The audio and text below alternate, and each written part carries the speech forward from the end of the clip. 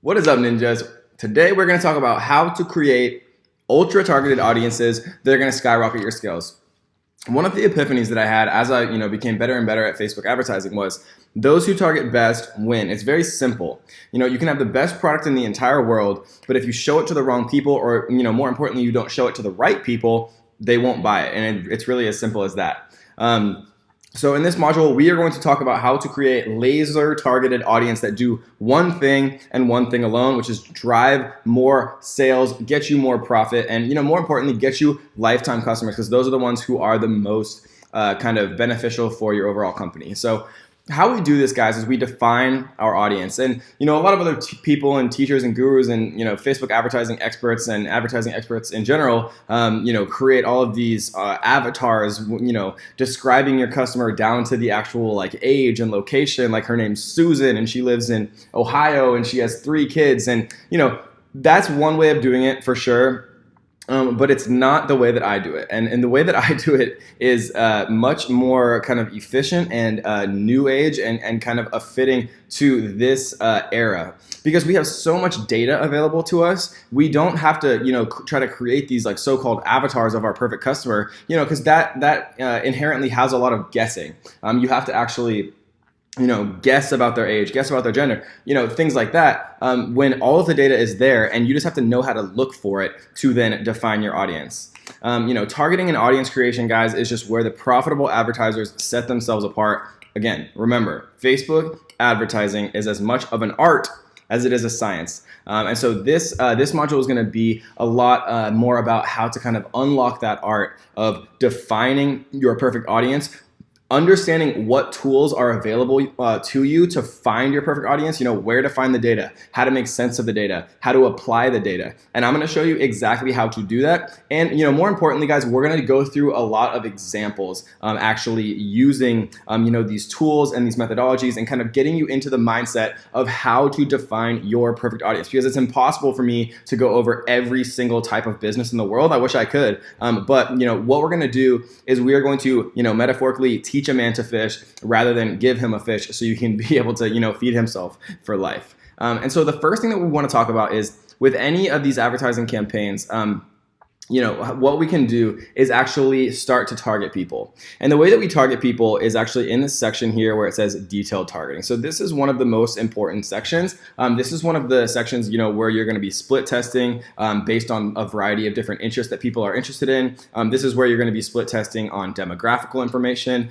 This is where you're going to be split testing on behavioral information. So we see right here, add demographics, interests, or behaviors. And again, some of this information I would argue is also demographical behavior, age, gender, language, and things like that. But this is one of the most important sections of all of Facebook advertising. And so we're going to go through it right now, and we're going to talk about some of the most important things and kind of how to look through this section for yourself and start to get your wheels turning and the cogs moving as to how you can actually apply these detailed targeters to your own business. So let's say, just for the sake of example, that we wanted to target someone who was selling maybe like a high-end kind of exercise bike for somebody who wanted to lose weight.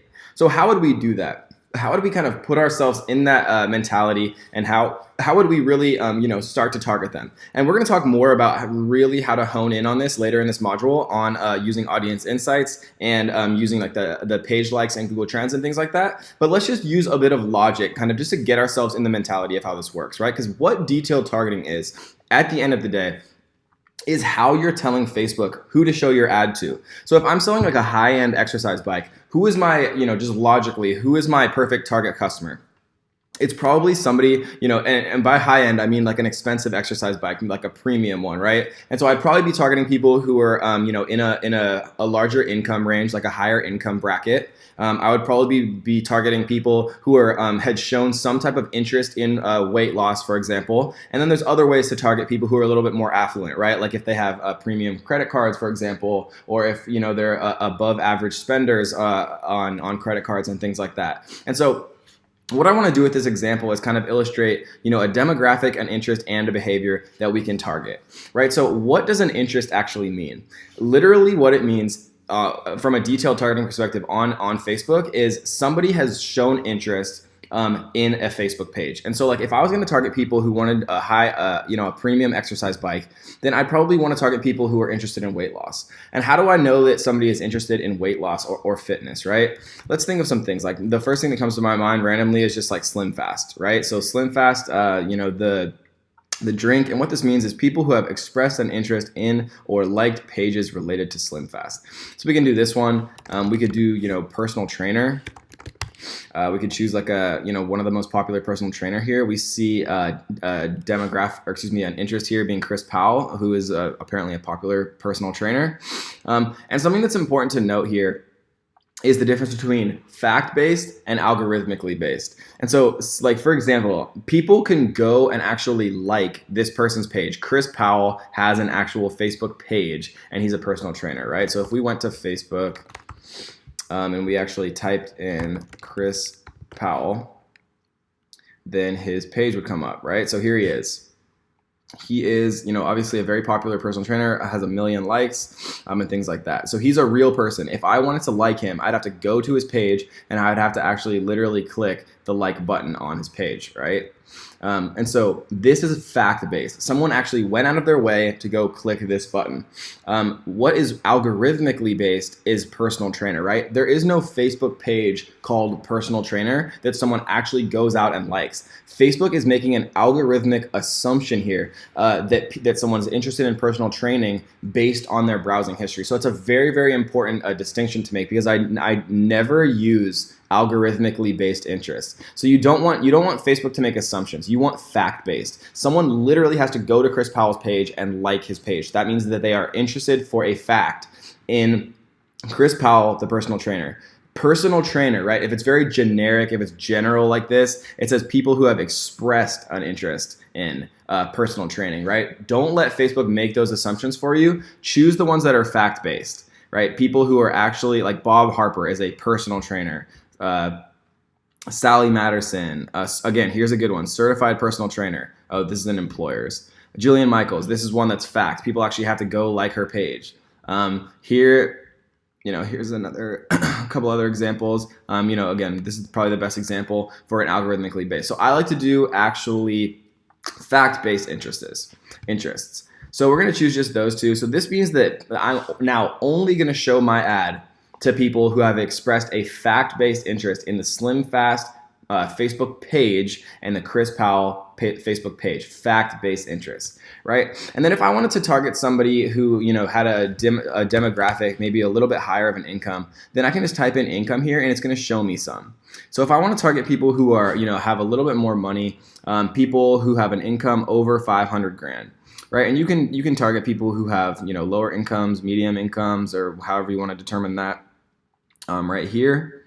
But we're going to target people who are a little bit over the average as far as of income. And so something that's important to note here, guys, is right now we have 3 interests we're targeting. We're targeting people who have over 500,000 income, who have factually liked Chris Powell, and who have liked the Slim Fast page, right? These are facts-based. I'll show you another algorithmic base just so you guys have like an idea. So if we type in like health, right? So we see like right here, health and beauty as an interest. There is no Facebook page that is health and beauty, right? This is an algorithmically based assumption that people like health and beauty based on their browsing activity. But if we like, for example, health, the magazine itself, right? So if people actually have to go to the magazine and click like on the Facebook page, then that is a fact-based. And so we like to stick with fact. But just something that I want to talk about really quickly, include people who match at least one of the following. So this is really important, right? So right now we're targeting people that have over 500,000 income, or like Chris Powell, or like Slim Fast. But if we wanted to be much more specific, right? So we see that our reach, here, let's put him back, Chris Powell. So we see with these 3, our reach is 1.6 million people, right? This is the total number of people who either have over 500,000, or like Chris Powell, or like Slim Fast, right? But if we take these out, and we want to make a much more refined audience. Instead of having them or, we can do and, right? So what we can do is we can narrow audience. So this says include people who match at least one of the following and must also match at least one of the following. So now if we put Chris Powell, it went from 1.6 million to 1,400, right? So only 1,400 people like Chris Powell and also earn over 500 grand, right? So this is this is an incredibly smaller audience, like literally, 0.1% or whatever it is. So obviously his audience doesn't generally have in this income bracket. And so if we put in, Slim Fast here, now it stays at 1,600. But if we take out 500,000, right, it jumps up to 650,000 people who like Chris Powell or Slim Fast. And so that's just kind of a little, something that's important to recognize, that whenever you type anything in here, like Slim Fast, not the real Slim Shady, Slim Fast or Chris Powell, right, these are ors. And then if we put in, making over 500,000, then we're back up to the 1.6 million because this is making over 500,000 or liking Chris Powell or liking Slim Fast. So it's actually making our audience larger instead of narrowing the audience by clicking here. And so that is kind of an example of, an interest right here. This is an example of demographics, right? Earning over 500,000. But what if we wanted to find like an actual behavior, right? So if we type in credit card here, we can see some interesting stuff. So we can see that we can actually see behaviors here. We can target people who have high-end department store cards. We can target people who are active credit card users. We can target people who have premium credit cards, right? These are amazing ways to really target people based on their actual behaviors to be able to kind of hone in even closer on what we want our target audience to be. So for our example, we're targeting people who are affluent, right? Who are interested in weight loss and who are likely to purchase our high-end bike. So if we type in purchase here, we can actually see purchase behaviors as well. People like look at how detailed this is. People who have purchase behaviors who like food and drinks, sweets and snacks, and chocolate candy. You can literally target people that are that. You can target people that fine-tuned. You can target people who like alcoholic beverage. People who like who are impulse purchasers, which is a great one for e-commerce. But we might want to target somebody who is an active credit card spender, for example, and maybe we want to target them here. We're just going to do active credit card user, and we see this is a behavior. So 125 million people now because active credit card spender is a huge one. But let's do must also match that they like cycling. Right, so we're going to choose USA Cycling. Right, because I almost chose cycling here, but cycling is, you guessed it, algorithmically based, and we're not going to do that one. We're going to choose USA Cycling. So that brings it all the way from 125 million down to 52,000 people. So now we're targeting people who are affluent in a higher income bracket, are interested in personal trainers and Slim Fast, obviously meaning that they are interested in losing weight. They're an active credit card user, meaning that they're comfortable using their credit card, buying things on the internet, because we're going to be selling these high-end premium cycling kits on the internet, and who also likes USA Cycling. And so we can even narrow this down even a bit further, and we can put, what's a good bicycle brand? We can do Trek Bicycle Corporation.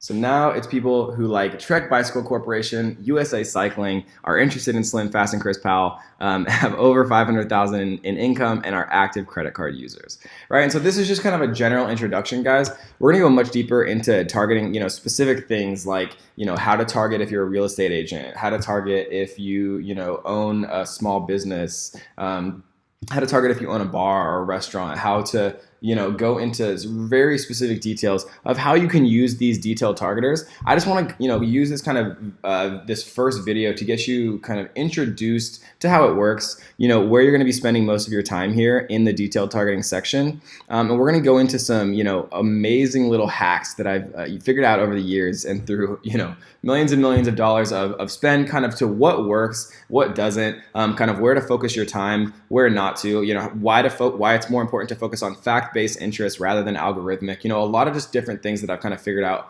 over the years. And so that is kind of your general introduction to the detailed targeting section, guys. And remember, we can actually, combine this, thousands or at least hundreds or thousands of different demographics, interests, and behaviors from Facebook, but they also have, third-party partners. They partner with people to bring data in on income, on, all different types of information where you might be thinking, how does Facebook know how much money I make, right? But Facebook buys data from third-party data providers like credit bureaus and things like that, where they literally can aggregate just an unimaginable amount of data about people, but which is good for us because it allows us to target, our perfect customers. It's a little creepy, but it is what it is. And so I hope you enjoyed that one, guys.